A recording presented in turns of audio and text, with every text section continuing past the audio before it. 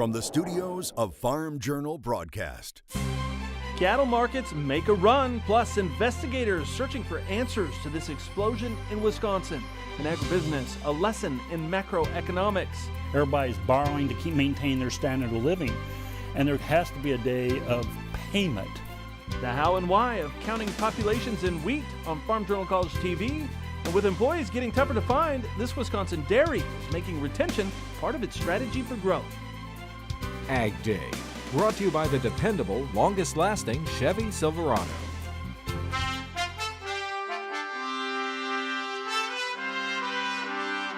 Good morning, I'm Clinton Griffiths. The start of grilling season and fresh fundamentals helping ignite a new rally in cattle markets this week. Both live and feeder cattle futures trading limit up during Wednesday's session. August live cattle in at 124 while feeders passed 157.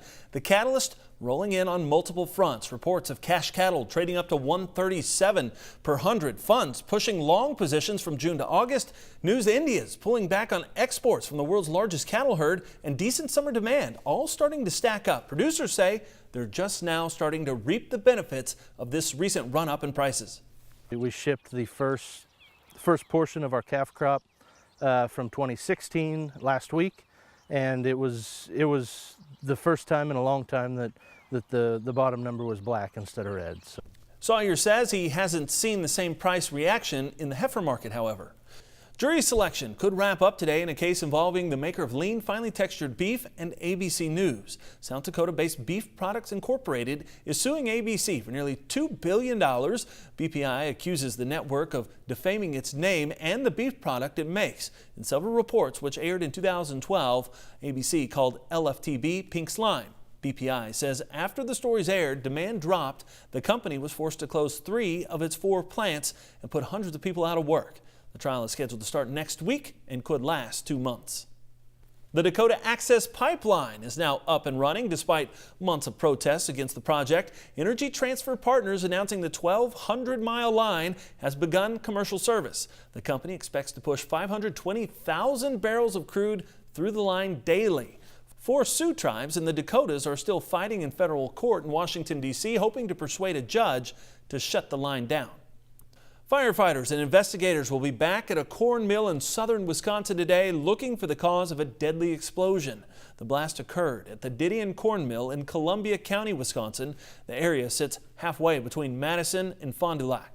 Recovery crews have been sifting through a mountain of debris there. At least 1 mill worker died. More than a dozen more workers were injured. The plant processes corn for food use. It produces corn flour, grits, and meal. There's also an ethanol plant on site, but it was not involved in the explosion. The Wisconsin State Fire Marshal's office has been called in to assist in the investigation. A spokesman says it could be weeks before they pinpoint a cause. The Associated Press says OSHA cited the plant in January of 2011 for exposing workers to hazards associated with dust explosions. The AP says Didion paid a fine and the case was closed. There have been no citations since then.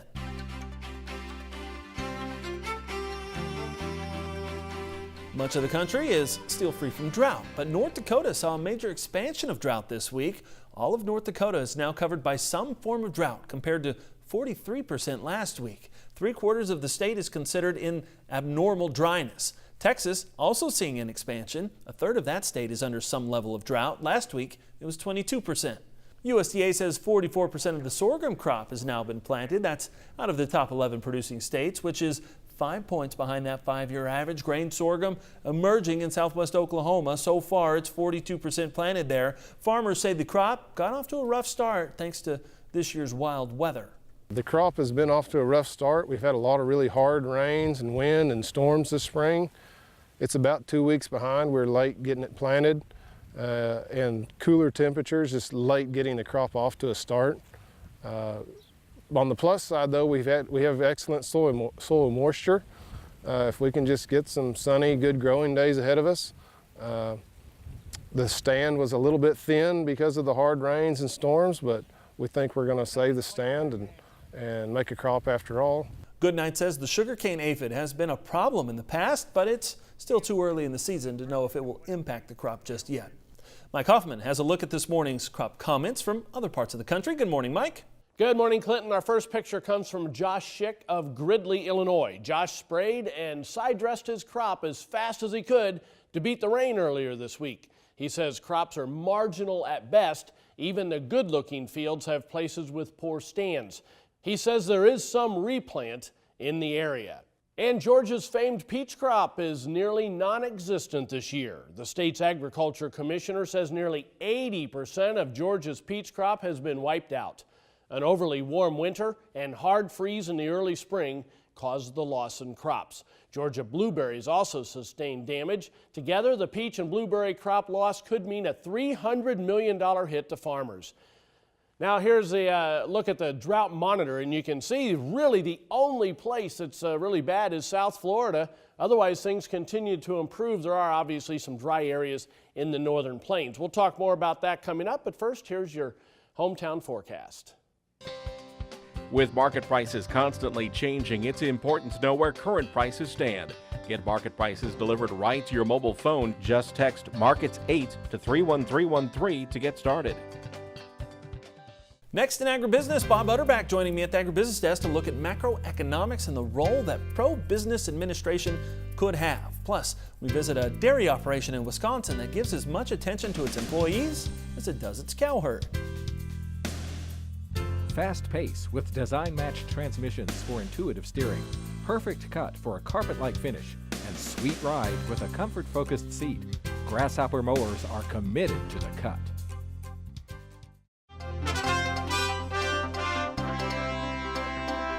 In agribusiness, another big day for livestock. Let's get those details on the day's trade from the floor of the CME. And if you're a cattle bull, today was definitely your day. We saw limit up in the live cattle and feeder cattle with very, very good cash demand coming in places like Kansas and Texas with 135, 136 cash bid. That obviously helped the market as the futures are still at a very steep discount to that. And the lean hogs, very volatile as it has been kind of over the past couple months. We've been basically parabolic with some pretty wide trading ranges. Haven't seen more than I think 2 or 3 down days in about 2 months. So I think that we're starting to get to that point where we have reached fair value and we might see this market settle out a little bit. Again, not trying to pick a top, but I think if you're patient enough, we can kind of see that play out. So that's what we're looking at. That's what you should be looking at too. It's been Oliver Slope with II Trader from the floor of the CME. Welcome back to the Agribusiness Desk. We got Bob Utterback, Utterback Marketing. Bob, we're going to have you sit down on the couch for a few minutes and talk about the anxieties you have over the macroeconomic picture it seems like there's a bunch. There is a bunch, and it's, you know, I hate to admit it, I'm getting to that age where, you know, I'm not closer to the end, but I'm getting to the point where it's hard to recover from financial hits. Sure, from another 2008. Yeah, 2008. So the 2008 is, I think, in a lot of equity investors' back mind. Is that in front of us? We've had the Trump rally from October to now has been substantial. We have an administration that is very pro-growth orientated. I think if they get the tax reform passed this year, I think they'll be very positive. It won't be as big as we initially thought it was going to be. Sure. But it will be some regulation reform. It will be okay. Maybe not as much as we want, but I think we're on the right track.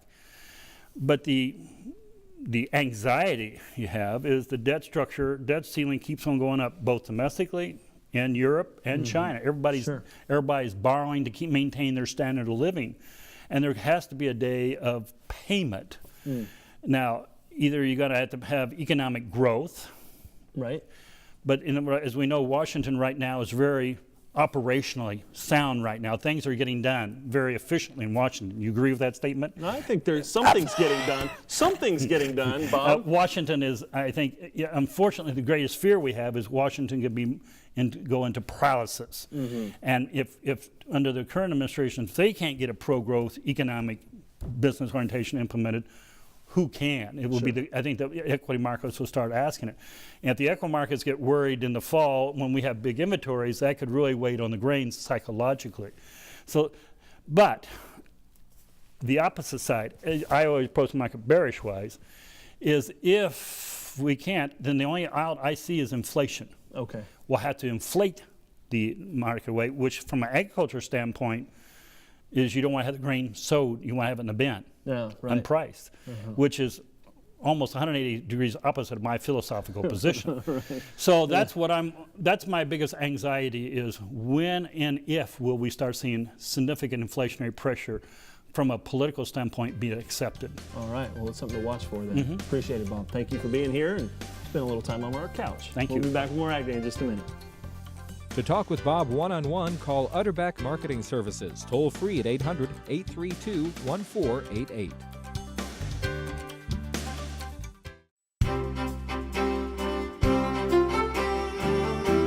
Welcome back to Agday. Meteorologist Mike Hoffman here looking at the drought monitor. And Mike, we've seen some improvements, but we also see some places getting worse. It's par for the course for some.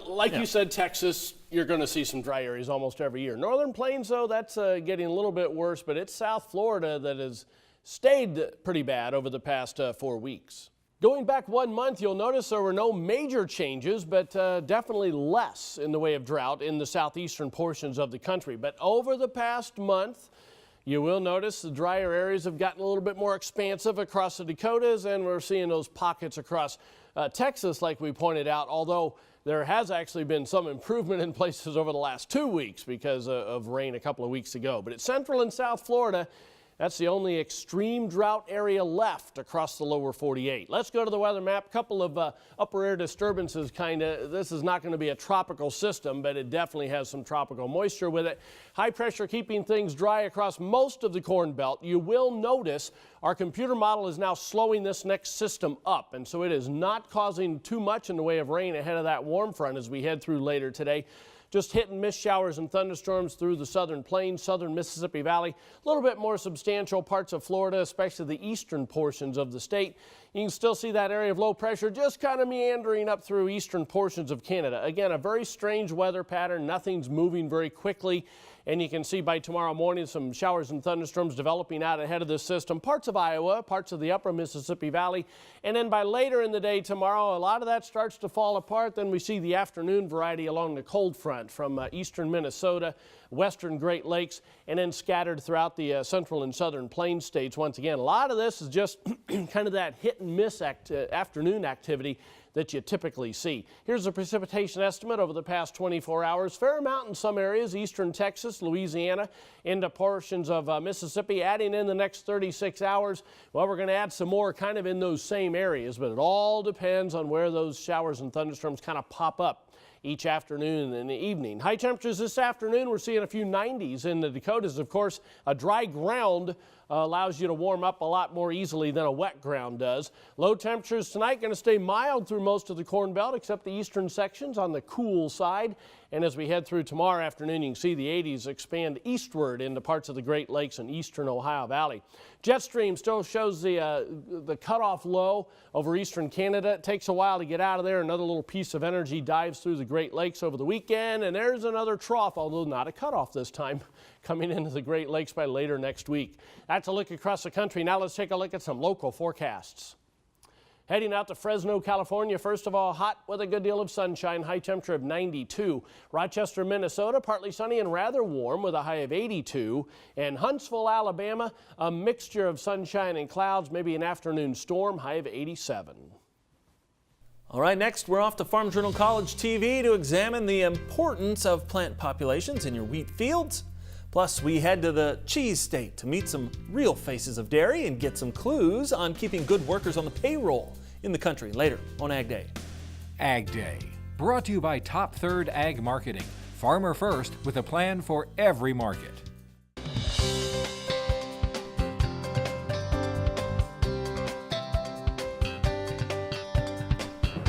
As wheat nears harvest, it's not a bad time to take measurements for your records, including counting populations. Agronomist Phil Needham explains. Wheat agronomist Phil Needham joining us again. Phil, let's talk about populations in wheat. How are you calculating that? Sure. So what we're doing here is we're counting the number of heads per yard of row. Okay. And in this particular example, when I counted a yard of row on 7.5-inch rows, which is what we recommend, the narrower the rows, the better, we got 104 heads per yard of row. Because we're on 7.5-inch spacing, there's 4.8 rows per yard measured across the rows. So what we'll do is we'll multiply 104 heads by 4.8, and that gives us 499 approximately, assuming the field's pretty even, and this is pretty consistent, Sure. 499 heads per square yard. Okay, and that's good heads. I'm counting the good heads, not the little small heads that are way down into the canopy. Right, okay? right. So what we're looking for 80, 90, 100 bushel per acre wheat yields or more, we're essentially looking for 500, 600 heads per square yard, I'm going to say. That's going to achieve high yields. Okay. You get into some of the higher production regions, New Zealand, Eastern England, for example, where they can raise 150 to 200 bushel per acre. They're still only doing that on plus or minus 500 to 600 heads per square yard. Okay, wow. So that's kind of the magic number then. I'm going to say if you got moisture, yes. Okay. There's no value getting much more than 600 heads, I'm going to say. All you're doing is you're not utilizing light, moisture, nutrients efficiently. If you was to chart population against yield, it's going to peak out, if you got moisture, somewhere in that 600 range approximately. As many dairy producers know, it's difficult to find and keep quality employees. Well, next, we'll visit a dairy farm in Wisconsin, which shares some of their secrets to worker retention. Visit FarmJournalPro.com. Trusted analysis, professional insight. FarmJournalPro.com.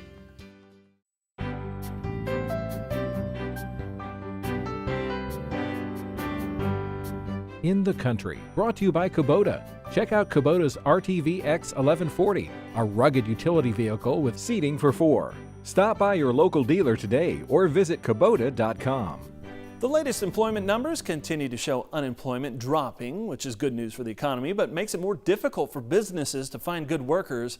Well, Pagels Ponderosa Dairy in Kewanee, Wisconsin is doing what it can to keep and care for its employees. Betsy Gibbon tells us how this operation considers it vital to future growth. Pagels Ponderosa Dairy in Kewanee, Wisconsin is bustling day in and day out.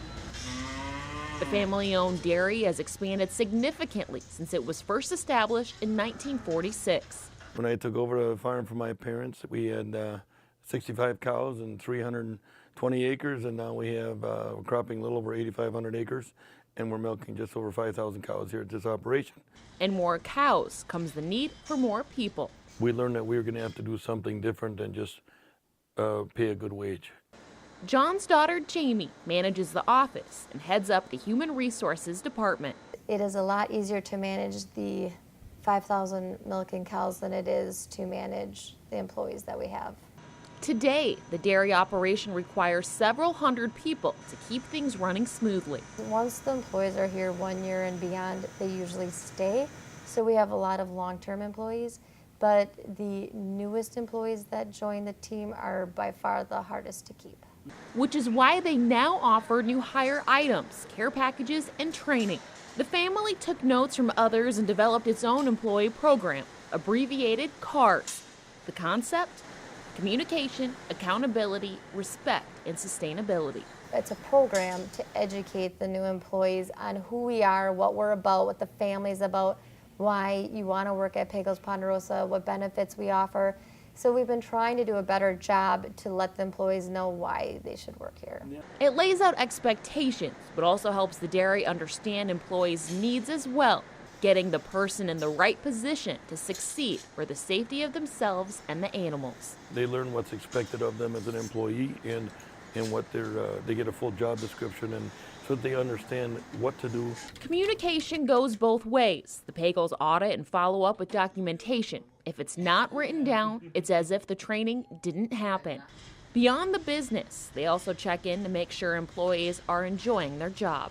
We talk about culture and ethics and the right way to treat people. It's not just about the job itself, it's about how you treat people and how you want to be treated. I love our employees. Our employees are just like family. I know our employees, I know their spouses, their kids are like my kids. The family hopes the ever-moving dairy will continue its growth, but knows the success of the operation is not just built in the barn, but with employees, the family, who do the work and make it all possible. Reporting for Agday, I'm Betsy Gibbon. Safety is a major part of that employee program. That includes making sure employees are trained on which chemicals they're working with and where safety sheets are located. Well, that's all the time we have this morning on this edition of Ag Day. We're sure glad you tuned in. Started your day with us. For Mike Hoffman, Betsy Gibbon, and all of us here at Ag Day, I'm Clinton Griffiths. Have a great day. Ag Day is powered by Ram Trucks, America's longest lasting pickups.